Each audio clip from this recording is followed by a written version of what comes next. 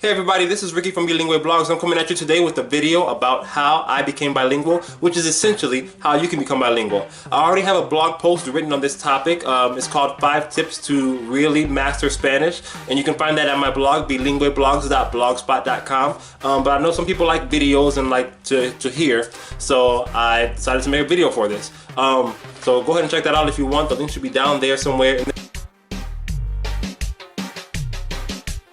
So we're going to jump right into it. The first thing that you want to do is to take it seriously. So when I say take it seriously, I mean you have to really change your mind and change your attitude about the whole situation.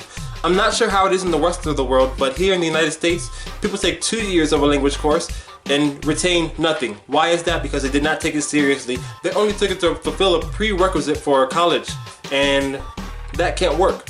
You know, I mean, a lot of people joke around and say, oh, I know Spanish. Yo tengo 14 gatos en mis pantalones. Or they know, hola, ¿cómo estás? But they don't know how to really respond if somebody says anything besides bien, mal, o así, así. Also, everybody thinks cuss words are so cool, but you won't get anywhere with that small vocabulary. I mean, look at how I went for this guy. Hola, ¿qué tal? Yo soy Ricky, mucho gusto. Hola, pues, ¿cómo está, hijo de qué? Exactly. You don't want the same thing to happen to you. So take it seriously and really do your homework, study for life, not for an exam or just for a grade, okay? The second thing you want to do is immerse yourself in the language. And I know you're probably saying, oh, I'm just a college student, I don't have money, or I'm a high school student, I can't travel the world. Or even if you're an adult and you just don't have the money or time to leave the country, you don't have to. I'm 24 and I've never been outside of the country, but I speak Spanish very well and I speak English very well. So, you know, it's something that can be done. What you have to do is really just get rid of English as much as you can, and then bring that other language in as much as you can. Okay, so besides taking classes in English, working, and anything else important, the rest of my life was in Spanish. So all my movies, all my shows, and I'm not talking subtitles, I'm talking about the whole thing was just in Spanish. Like there was no English, as if I lived in a different country. I brought the Spanish-speaking country to me, and I learned that way. So you guys can do the same thing. You don't have to be an expat or a world traveler to become bilingual. You really can do it by staying in one country if you immerse yourself in the language and bring the country to you, okay? Number 3 is learning a dialect. So just like English has plenty of dialects, I mean, even in the United States alone, there's a Chicagoan accent, a Texas accent, and a New York accent, and things like that. There's the same thing in Spanish, so it varies by country, it varies by region, and all of that. So pick a dialect that you want to learn and focus on that. I hate that schools teach Spanish because there are way more Latin Americans here, you know, in the United States and on this side of the world than there are Spaniards, but yet they're still teaching us Castilian, Spain Spanish. Doesn't make sense. So what I did was I learned Dominican Spanish. It's my favorite accent. You know, and most people when they hear me talk, they say I sound like either somebody from the Caribbean, so Dominican, Puerto Rican, or Cuban, something like that. But that's because I studied that Spanish and I use that slang, that jargon. You know, when I speak Spanish, I don't speak like somebody from Spain because I never plan on living in Spain. So, you know, pick a dialect that you would like to learn, because you don't want to be mixing things, because different words mean different things in different Spanishes, okay? Okay, so the fourth thing that you want to do is to speak. You have to speak, you have to speak, you have to speak. Look, I know it's scary, I know you're afraid of making mistakes, but you have to get rid of that fear. Because guess what? You are going to make mistakes. It's not like you were born knowing that language. Even in the language that we speak now, we make mistakes. You're not supposed to end a sentence with a preposition, but what do we say when we're on the phone with somebody? We say, where are you at? That is wrong. So you don't even speak English perfectly, so how do you expect to speak another language perfectly?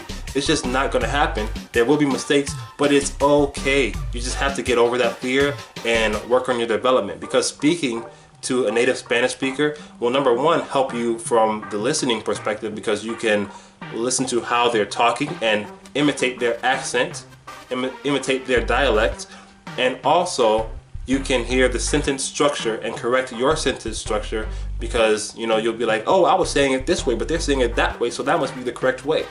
You know, that type of thing. Okay, so don't be afraid to talk. And if you want an example here, I'll give you an example of my teacher, because that's the most memorable experience for me.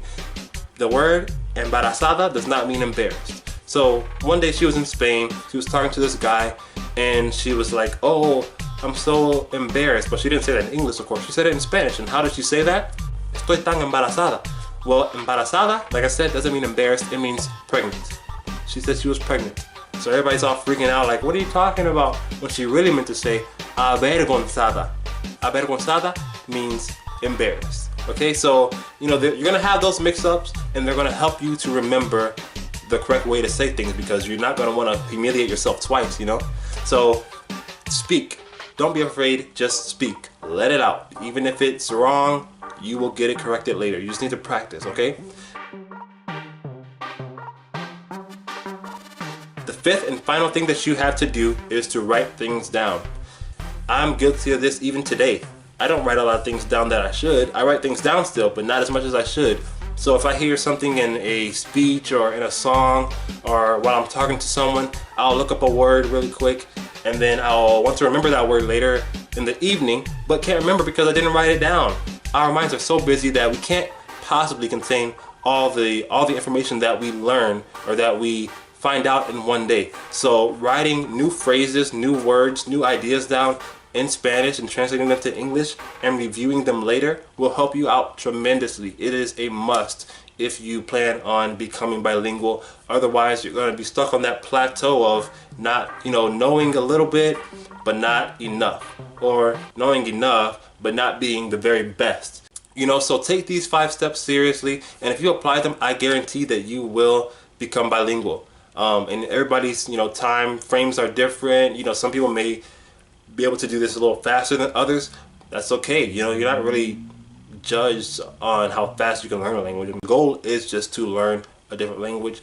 Thank you for watching the video, and go ahead and check out the blog. Like I said, link in the description. There's so much information on the blog about how to advance your Spanish or whatever language you're learning. Okay, so thank you and have a great day.